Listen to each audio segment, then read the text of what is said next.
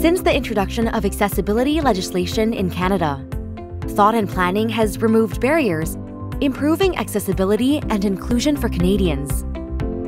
Many training materials are available to help sectors better understand the challenges people with disabilities face, from accessing services, buildings, and employment.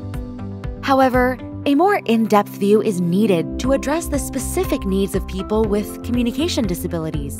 As we know, it's about how people receive and provide information throughout their journey. Communication to me is absolutely everything. It's the way we're giving, sharing, understanding. It's about finding out what's going on, but most importantly, a mutual understanding. Accessible communication is important to all of us, whether it be expressive or receptive, meaning both sender and receiver have to have that access to clear-cut communication, and it just will disband any barriers that exist for all of us.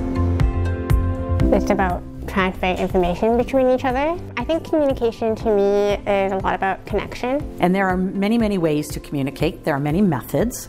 Speaking is one, using gestures, using body language, nodding, shaking your head. The thing about communication is that so many people communicate in different ways. So communication is definitely something that's, it means something different for everybody. The deafblind community does have a huge variety of communication styles. So you can't sort of assume that everyone is communicating in the same way. So it's really important, I guess, when you're meeting a deafblind person to let that particular individual take the lead, because they know what their communication preferences are. A lot of people assume that you can hear everything when you wear hearing aids. Another misconception is the lip reading. They think you can lip read everything. I myself cannot lip read very well. I depend on audio and facial cues, but that's a common misconception. Most people assume that I understand everything, so they don't have a person to defend themselves. They empathize. Also, some people don't take a time to what I need to say. For myself, generally, I try not to label myself. And labels are important for identity, that's true, but they can also limit people. I'm not always that comfortable using my voice because I have no control. Maybe loud and maybe quiet. I'm much more comfortable using sign language. I have my own feelings.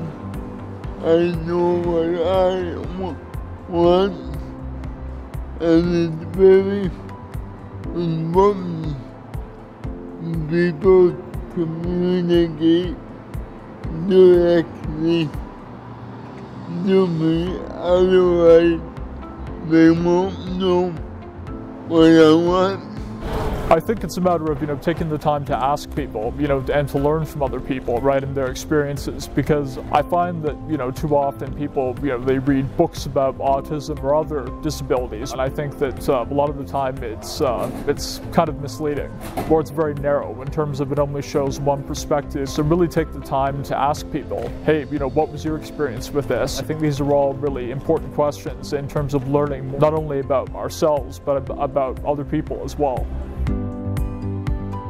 We have created a series of resources to better help understand communication barriers Canadians face with diverse communication needs.